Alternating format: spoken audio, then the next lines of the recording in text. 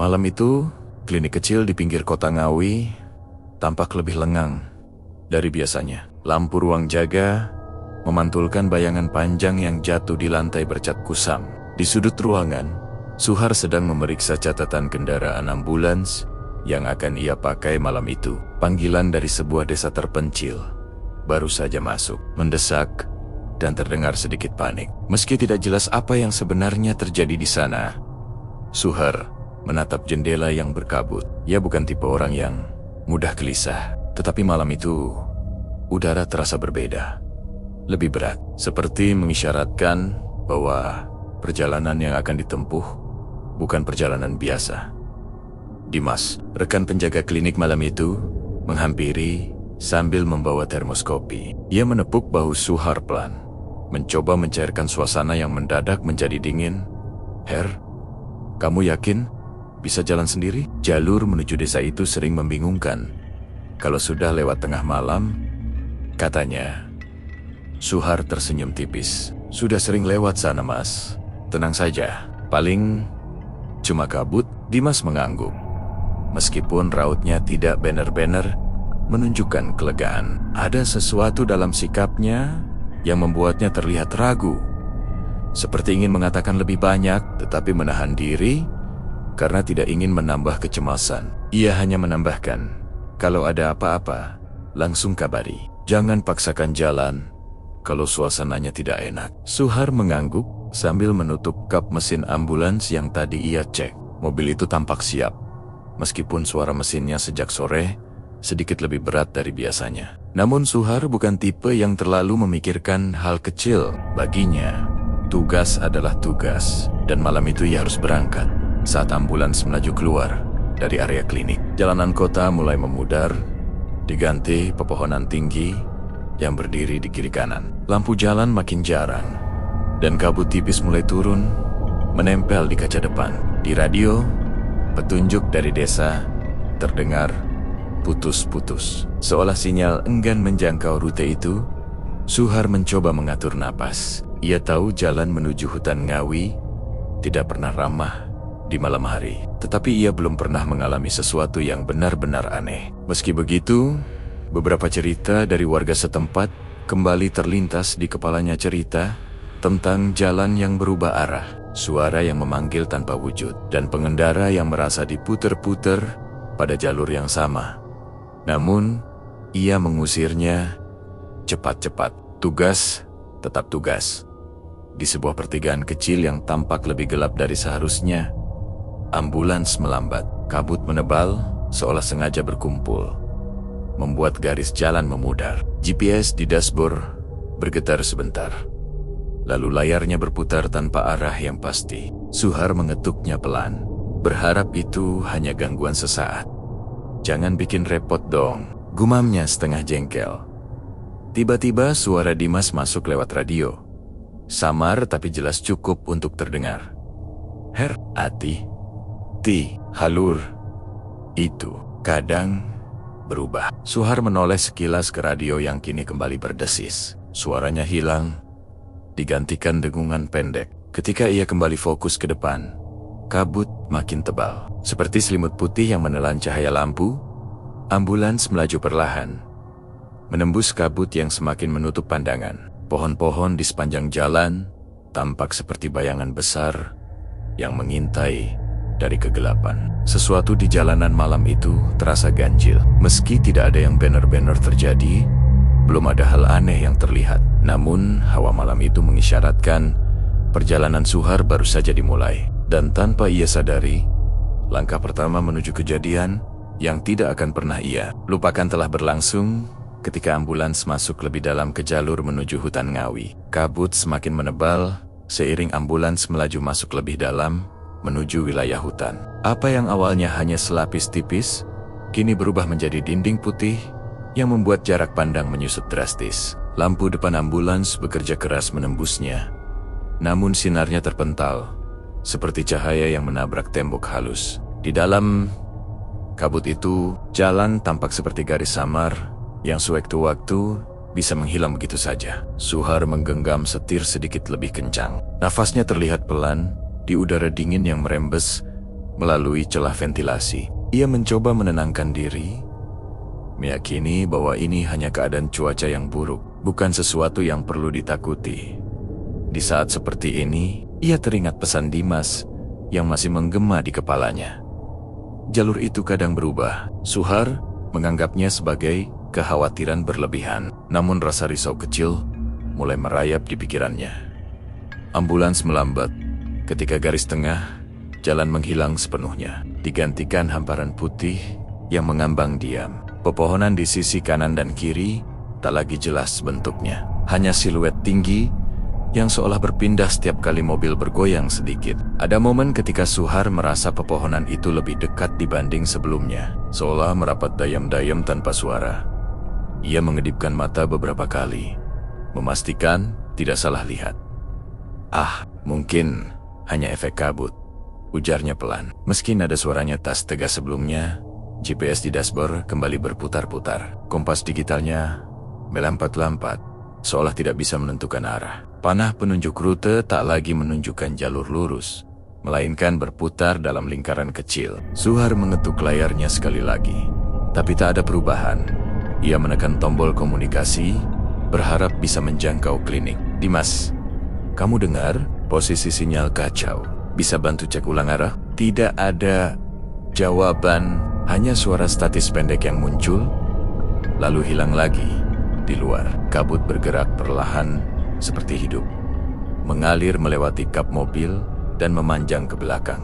Jalan yang tadinya terasa akrab, kini tampak asing, seperti tempat yang belum pernah dilewatinya. Tidak ada tanda jalan, tidak ada tiang lampu, bahkan tidak ada suara binatang malam yang biasanya menemani perjalanan.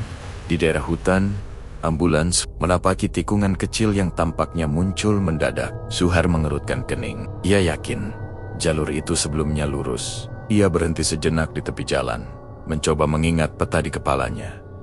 Seharusnya di sini tidak ada belokan, gumamnya, menatap kabut yang kian menggulung. Seketika, dari dalam kabut terdengar seperti bisikan sangat halus, nyaris tak bisa ditangkap telinga. Itu bukan suara jelas, melainkan sekilas bunyi samar yang terdengar seperti namanya dipanggil. Suhar menegakkan tubuh, menatap lurus ke depan, mencoba mencari sumber suara. Ia membuka kaca sedikit, berharap angin malam bisa menjernihkan pikirannya. Namun yang masuk hanyalah udara lembab dan dingin yang menempel di kulit.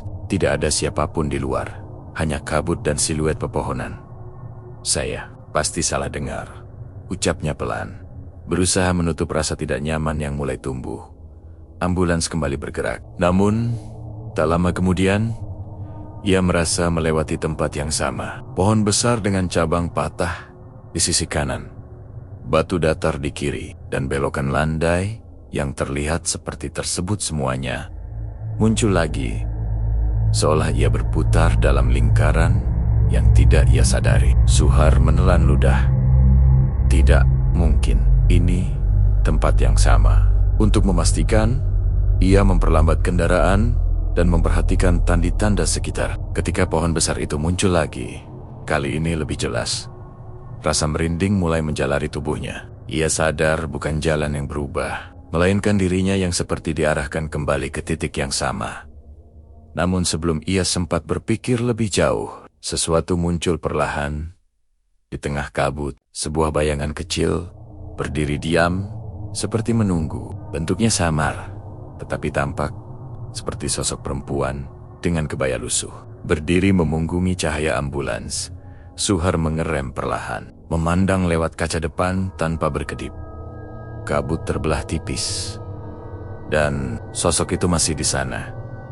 Diam, tidak bergerak, seolah memang menunggu kehadirannya. Sosok itu berdiri begitu tenang di tengah kabut, seolah keberadaannya adalah bagian alami dari malam yang pekat itu. Dari balik kaca depan, Suhar memandangi tubuh ramping dengan kebaya lusuh yang warnanya sulit ditebak akibat kabut yang memutih.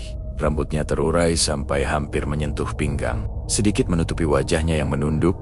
Ambulans berhenti perlahan, dan suara mesin yang bergetar pelan justru membuat keheningan di sekitar terasa semakin jelas. Tidak ada suara jangkrik, Tidak ada desir angin, bahkan dedaunan yang biasanya bergerak, walau sedikit. Malam itu seolah membeku. Suhar menelan ludah, mencoba memastikan bahwa yang ia lihat benar-benar manusia. Ia mencondongkan tubuh, memperhatikan cara sosok itu berdiri. Posisi kakinya, cara tangannya terkulai di sisi tubuh, dan napas tipis yang membentuk kabut kecil di depan wajahnya, semuanya tampak nyata. Namun tetap saja, ada sesuatu yang terasa tidak biasa. Setelah beberapa detik raguan, Suhar menurunkan kaca jendela sedikit. Ibu, suaranya lirih, ragu. Apakah sosok itu bisa mendengar? Anda baik-baik saja? Kenapa berdiri di tengah jalan seperti ini? Perempuan itu perlahan menoleh. Gerakannya lembut, tidak mendadak, tetapi justru membuat jantung Suhar berdetak lebih cepat. Dari balik rambut yang berayun, tampak wajah muda yang pucat namun tenang. Dengan mata yang memandang lurus padanya tanpa ekspresi, ia tersenyum tipis. Senyum yang tidak menunjukkan kebahagiaan, namun lebih seperti ucapan terima kasih. Karena telah ditemukan, Mas. Bisa tolong antar saya pulang? Suaranya lembut, hampir menyerupai hembusan angin yang meraba daun. Suhar terdiam. Ia sempat mencari alasan logis mengapa perempuan berpenampilan tradisional seperti itu berada sendirian di tengah hutan pada malam buta. Namun kabut yang begitu pekat di sekeliling membuat segala kemungkinan sulit diterka. Rumah ibu? Di mana? Tanya Suhar. Akhirnya, perempuan itu mengangkat tangan dan menunjuk perlahan ke arah jalur kecil di sisi kiri jalan. Jalur yang hampir tidak terlihat, tertutup kabut dan pepohonan rapat. Suhar memandang ke arah yang ditunjuk, lalu kembali pada perempuan itu. Ibu dari mana? Ada yang terluka? Ada yang terluka? Atau tersesat? Tanyanya Lahi mencoba memastikan keadaan. Perempuan itu menggeleng pelan. Senyumnya tetap sama, tenang namun sulit dibaca. Tidak apa-apa, Mas. Saya hanya ingin pulang. Rumah saya. Tidak. Kau. Ada nada aneh dalam kalimat itu. Tidak jauh terdengar seperti jarak yang seharusnya mudah dicapai. Namun tatapan perempuan itu justru membuatnya terasa jauh. Suhar mematikan mesin sebentar dan keluar dari ambulans. Udara malam langsung menyergap, lebih dingin dari yang ia bayangkan. Ia menghampiri perempuan itu dengan langkah hati-hati. Nama ibu siapa? Perempuan itu menatapnya sebentar sebelum menjawab. Arum. Nama itu melayang di udara hening, terdengar jernih, namun menimbulkan perasaan asing dalam dada Suhar. Ada sesuatu pada cara Arum mengucapkannya, seolah nama itu sudah lama tidak disebutkan. Atau mungkin tidak ada yang pernah memanggilnya lagi. Arum. Begitu. Suhar mengangguk kecil. Kalau begitu, saya antar. Tapi jalan yang ibu tunjuk kelihatannya bukan jalan umum. Arum menatap jalur kabut itu, lalu kembali menatap Suhar. Memang bukan, Mas. Tapi itu satu-satunya jalan pulang. Jawaban itu membuat bulu kuduk Suhar sedikit terangkat. Namun, ia tidak menemukan alasan untuk menolak. Dalam kondisi seperti ini, meninggalkan perempuan sendirian justru lebih membuatnya tidak tenang. Baiklah, katanya sambil membuka pintu samping ambulans. Silakan masuk. Arum menaiki ambulans dengan langkah kecil. Gerakannya nyaris tanpa suara. Saat ia duduk di kursi penumpang, Suhar melihat sekilas keluar kaca. Jalur yang tadi tampak samar kini seolah lebih jelas, seperti mempersilahkan mereka masuk. Suhar menarik napas panjang, lalu menyalakan mesin kembali. Di belakang mereka, kabut merapat pelan, seperti menutup jalan kembali ke tempat semula.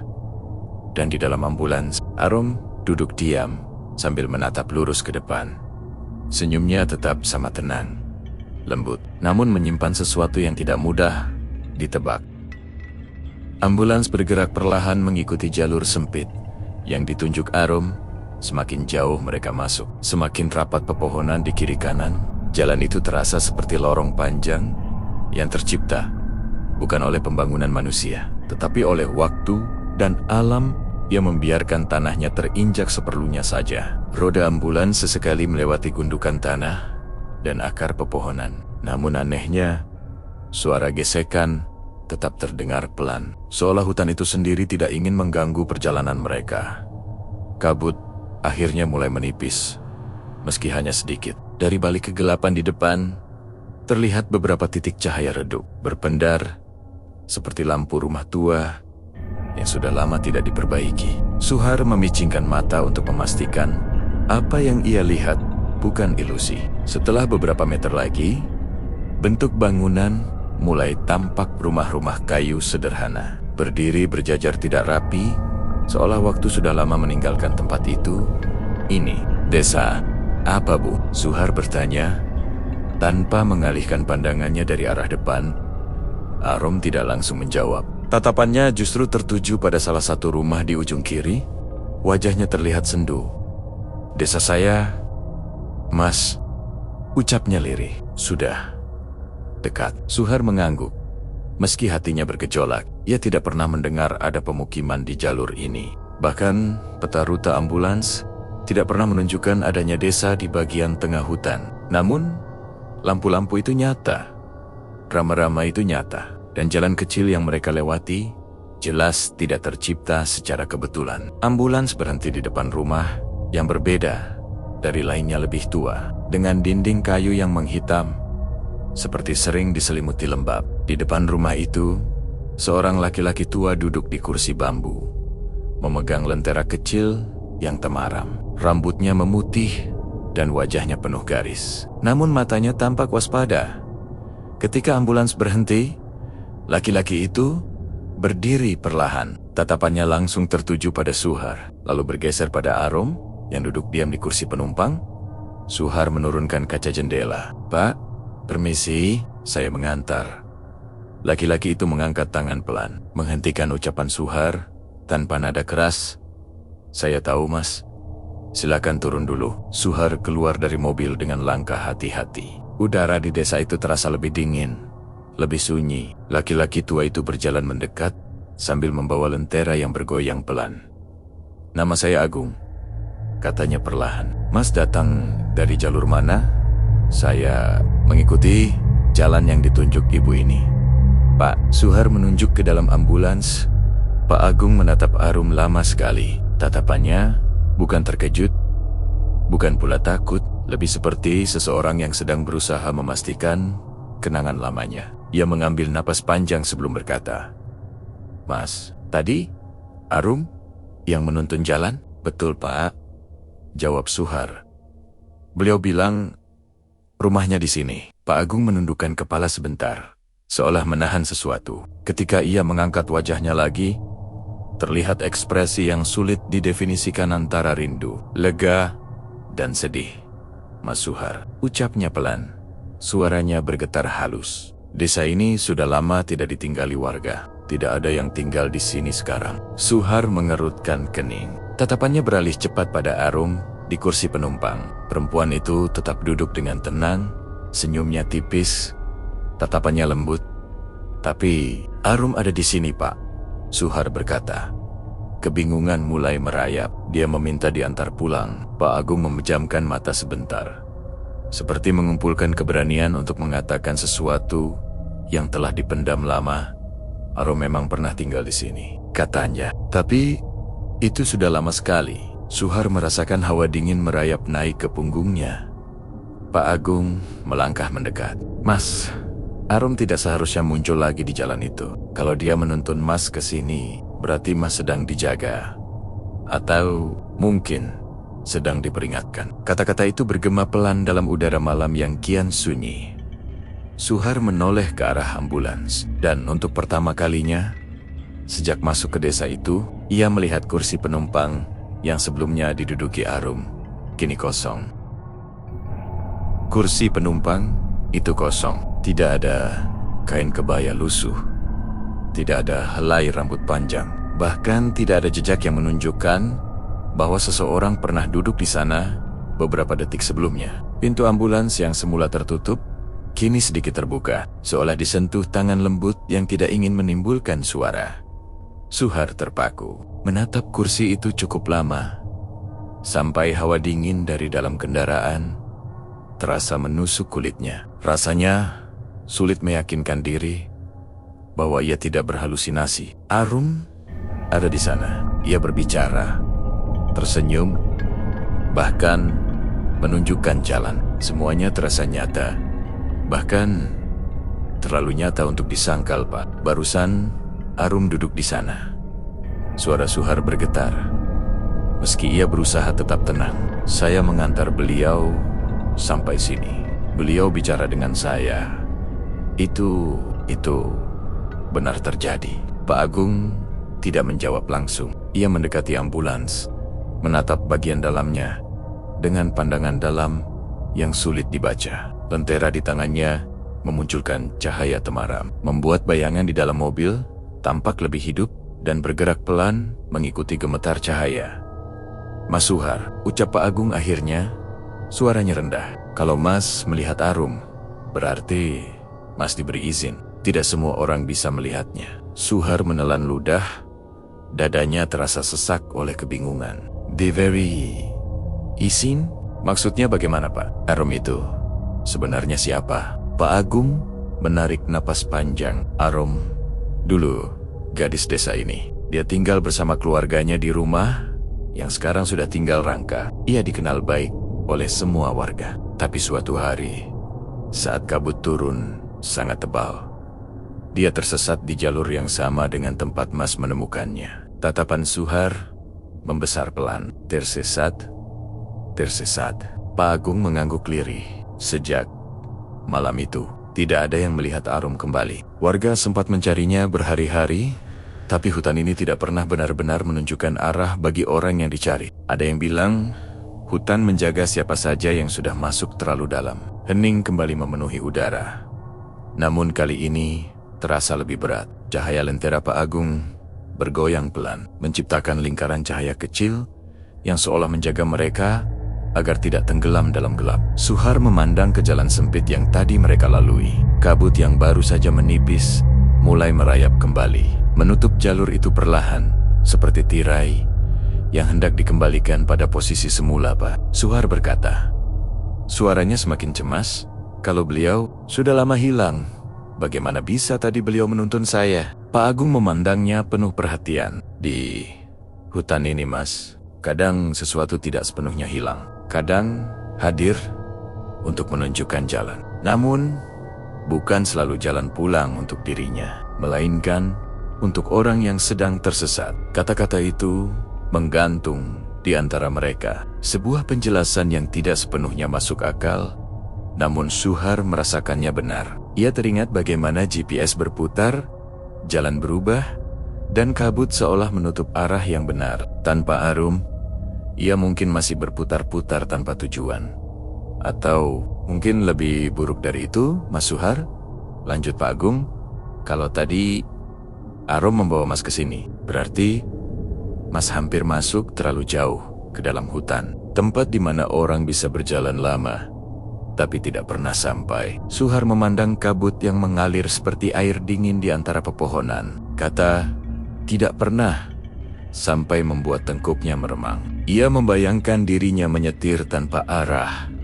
Malam berganti pagi tanpa perubahan, dan jalan yang tidak pernah berakhir. Pak Agung menyentuh lengannya perlahan. "Jangan takut. Kalau Arum yang mengantar Mas, berarti Mas dianggap tamu. Tapi jangan lama-lama di tempatnya." Begitu desa ini mulai terasa semakin sunyi. Artinya, Mas harus segera pergi. Suhar mengangguk. Meski kepalanya dipenuhi pertanyaan yang tidak berjawab. Ia menoleh sekali lagi ke dalam ambulan. Kursi itu tetap kosong. Cahaya lentera memantul pada jendela yang berkabut. Dalam sekejap, ia merasakan kehadiran Arum seperti jejak hangat yang baru saja berlalu, meninggalkan kesan halus, namun sulit dilupakan. "Terima kasih," ucapnya pelan. Entah kepada siapa, kepada Arum, atau kepada hutan yang membiarkan dirinya keluar. Pak Agung memberi isyarat halus. "Nanti, kalau Mas mendengar suara memanggil dari balik kabut, jangan ditoleh. Itu bukan Arum lagi." Hati Suhar merinding. Dan tepat saat angin malam kembali bergerak, Seluruh desa terasa seperti menghembuskan napas panjang, seperti tempat yang sebentar lagi akan menutup mata kembali untuk waktu yang lama. Udara dini hari mulai menghangat, meski aroma lembab pepohonan masih menempel kuat di sepanjang jalan setapak. Suhar berjalan cepat di belakang Pak Agung, sementara lampu ambulans yang temaram memantul pada batang-batang pohon yang menjulang seperti dinding hitam. Setelah kejadian hilangnya Arum begitu mendadak tanpa jejak, tanpa suara, ketegangan halus menggantung di antara keduanya. "Tenang saja, Nak Suhar," ucap Pak Agung dengan nada menenangkan. "Hutan ini kadang hanya menguji orang." Meski terdengar sederhana, kata-kata itu membuat langkah Suhar semakin berat, bukan karena takut pada hutan, tapi pada apapun yang telah mereka lihat sepanjang malam. Ia menoleh sekali lagi, memastikan tak ada lagi siluet putih yang menunggu di balik semak atau di antara kabut. Semua hening, namun hening yang terlalu sempurna jarang membawa rasa nyaman. Jalan yang mereka tempuh semakin jelas, seolah hutan akhirnya mengizinkan mereka pergi. Sekilas, bayangan dunia nyata tampak mulai kembali gemerisik daun biasa, angin yang tak lagi membawa bisikan aneh, dan sinar matahari yang perlahan menyusup di balik kanopi. "Tadi, Arum itu sebenarnya siapa, Pak?" tanya Suhar pelan. Pak Agung menatap lurus ke depan. "Kadang, ada yang muncul bukan untuk menakut-nakuti, tapi untuk mengingatkan. Ada cerita lama tentang seorang perempuan yang tersesat di sini. Bertahun-tahun lalu, Syak itu. Sesekali, ada yang melihat sosoknya." Suhar menelan ludah, tapi dia bicara pada saya seperti minta bantuan. "Mungkin memang itu niatnya," jawab Pak Agung tanpa ragu. "Tidak semua penampakan membawa maksud buruk. Ada yang ingin jalan pulang, ada yang ingin menuntun orang lain keluar." Suhar terdiam. Ia memikirkan wajah Arum pucat, lembut, namun dipenuhi sesuatu yang tak ia mengerti. Ada kesedihan di sana, ada permintaan yang belum selesai. Ambulans akhirnya terlihat dari kejauhan. Lampunya menyala lemah, seperti makhluk yang kelelahan. Begitu mereka mendekat, perasaan lega menyapu tubuh Suhar. Seakan dunia yang semalam menghilang kini kembali. Sebelum masuk ke ambulans, Suhar menoleh ke Pak Agung. "Terima kasih, Pak. Kalau sampean tidak muncul, mungkin saya..." Pak Agung mengangkat tangan, menolak ucapan itu. "Sudah bagian saya jaga tempat ini." Saat Suhar membuka pintu ambulans, suara Pak Agung terdengar lagi. "Satu hal, Nak. Kalau suatu hari kamu lewat sini dan merasa ada yang memanggil, cukup jawab dalam hati, jangan berhenti." Ucapannya membuat bulu kuduk Suhar meremang, meski nadanya ramah. Saat mesin ambulans dinyalakan, Suhar lebih tenang. Namun tepat sebelum ia menginjak pedal gas, kaca spion belakang menampilkan sesuatu yang membuat napasnya tercekat. Di antara pepohonan, jauh di belakang Pak Agung, berdiri sosok berambut panjang. Gaunnya seperti berkibar lembut, menatap ke arah ambulans. Arum diam, tidak bergerak, seolah memastikan Suhar benar-benar selamat keluar dari hutan. Suhar berkedip dan sosok itu lenyap begitu saja. Mobil bergerak perlahan, meninggalkan jalan setapak yang seolah tertutup kembali di belakangnya. Sepanjang perjalanan keluar dari wilayah Ngawi, Suhar tak mengatakan apa-apa, hanya memegang erat kemudi. Tapi ada satu hal yang terus terngiang di kepalanya. Tatapan Arum yang terakhir itu bukan menakutkan, melainkan seperti pesan halus yang belum selesai. Pesan yang entah bagaimana mengikuti